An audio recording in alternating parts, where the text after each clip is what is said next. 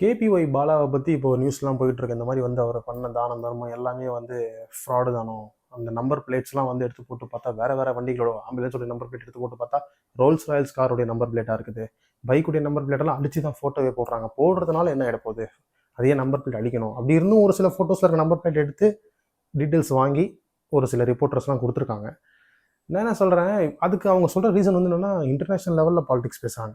That means என்னென்னா, இந்த மாதிரி ஒரு சென்டிமெண்ட்டாக ஒரு ஆளை உருவாக்கி கீழேருந்து வந்தான் அப்படின்ட்டு அவனை உருவாக்கி அவனுக்கு ஒரு நல்ல ஒரு ஃபேமை உருவாக்கி பாலிடிக்ஸ் அதை புரட்சி பண்ணணும். ஒரு பிரச்சனை உருவாகுது அப்படின்னா அப்போ நம்ம ஆளாக இவனை வைக்கலாம் அப்படின்ற ஒரு கான்செப்டில் அவங்க கொண்டு வராதா இப்போ வேர்ல்டு லெவலில் இதான் நடக்குது அப்படின்ற மாதிரி சொல்கிறாங்க. என்ன சொல்கிறேன், அவ்வளோலாம் வேணாம். தானம் தர்மம் பண்ணுறதை ஏன் வெளியே சொல்லணும்? இப்போ அதுக்கு என்ன திரும்ப ரீசன் சொல்கிறாங்க? இல்லை, நம்ம பண்ணுறதை பார்த்து ஒரு 4 பேர் பண்ணுவாங்க. அப்போ இந்த சோஷியல் மீடியாலாம் வரதுக்கு முன்னாடி தானம் தர்மன்றதே இல்லையா? அது என்ன கான்செப்ட்? நம்ம பண்ணுறதை பார்த்து 4 பேர் பண்ணுவாங்க அப்படிலாம் கிடையாது. அதுவும் நம்ம தமிழ் சமூகத்தில் அப்படி கிடையவே கிடையாது. 15,000 சம்பளம் வாங்குற ஒருத்தன் ஒரு வேளை சாப்பாடு இன்னொருத்தனுக்கு வாங்கி தரது நடக்குது. 1 லட்ச ரூபா சம்பளம் வாங்குற ஒருத்தனும் ஒரு வேளை சாப்பாடுக்கு ஒருத்தன் வாங்கி தரது நடக்குது. இதுவும் சமமானு கேட்டால் கிடையாது. ஆனால் அவன் மைண்ட் செட்டு. அப்போ என்ன அர்த்தம்? ஆக மொத்தம் தர்மம் செய்யணுன்றது எல்லாருக்கும் பதிஞ்சு போச்சு. இங்கே இருக்குது. அடுத்தவனை பார்த்து தானலாம் கிடையாது. அது தப்பான ஒரு கான்செப்ட். அடுத்தவனை பார்த்து தானே அப்போ நீ தான் ஃபர்ஸ்ட்டுன்னு நீ வந்து ஒரு பெருமையாக பேசுகிற மாதிரியே ஒரு கணக்காயிடுதுல்ல. இந்த மாதிரி டிஜிட்டலாக காட்டுறதே வந்து என்னை பொறுத்த வரைக்கும் தப்பு. தர்மன்றது செஞ்சு தான் ஆகணும். மனுஷனாக போகிறதா தர்மம் செய்யணும்.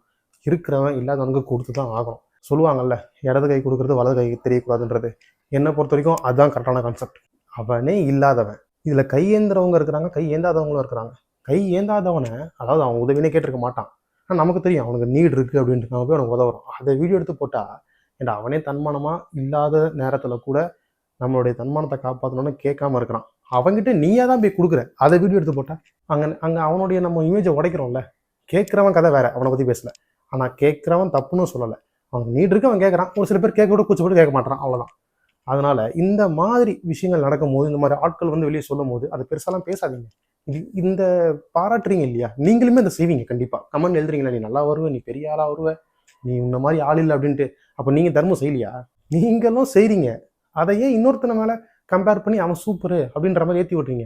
நான் பாலான்னு பேசலை, பொதுவாகவே சொல்கிறேன். மதத்தை தான தர்மம் பண்ணுறான்னா அதை கடந்து போயிடுங்க. டெய்லி வீட்டில் லேடிஸ் நமக்கு அம்மாவும் ஒய்ஃபும் சரி சமையலாக்கி போடுறாங்க, பாராட்டுருமா? ஒரு வேலைக்கும் பாராட்டுருமா? குறை தானே சொல்லுவோம். பாராட்டினாலும் பாராட்டலாம், ஆனால் செய்யுமா? செய்யலை. ஏன்னா அந்த கடமை. நம்ம வெளியே வேலைக்கு போய் கஷ்டப்பட்டு அவங்க நல்லா வச்சுக்கிறது நம்ம கடமை. அந்த மாதிரி தானம் தர்மன்றது இருக்கிறவனுக்கு விதிக்கப்பட்ட கடமை. அதை செஞ்சு தான் ஆகணும். அதுக்கு எதுக்கு பாராட்டு? கடந்து போயிடுங்க. இந்த மாதிரி பண்ணுறவங்கள எதுவுமே பண்ணாமல் விட்டுருங்க. பாராட்டுங்கன்னு சொல்லலை, பாராட்டாதீங்கன்னு சொல்கிறேன். எதுவுமே பண்ணாமல் கடந்து போயிடுங்க. ஏன்னா நீங்களும் தான் அதை பண்ணுறீங்க. சிம்பிள்.